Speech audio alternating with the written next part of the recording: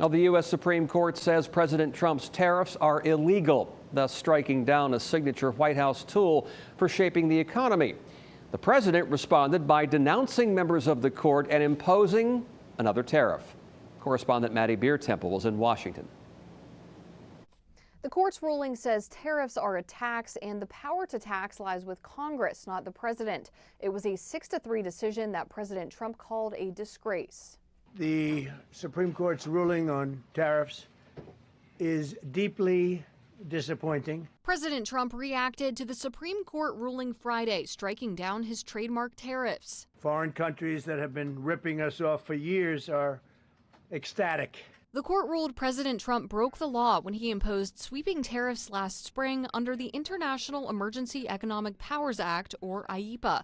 Chief Justice John Roberts wrote, quote, "The framers did not vest any part of the taxing power in the executive branch." The Supreme Court did not overrule tariffs. President Trump said he'll use alternatives and said he'll sign an order Friday imposing a 10% global tariff under a different law. We will be able to take in more money, and there'll no longer be doubt. Democrats in Congress are praising the ruling, saying the tariffs have driven up prices and caused uncertainty for businesses. I think our small businesses will be delighted. As for the more than $100 billion collected from the tariffs, what the ruling basically says is that companies that paid these tariffs are entitled to a refund. In a dissent, Justice Brett Kavanaugh wrote that returning the money is likely to be a mess.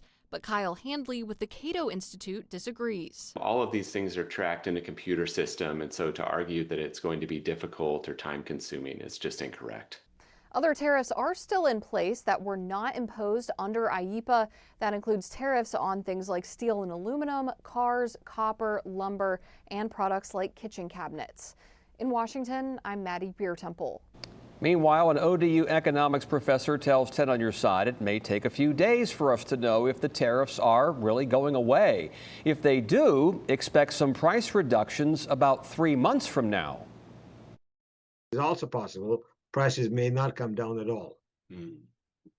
Because if the wholesalers and retailers were absorbing some cost of the tariffs, they're going to try to first recover those costs.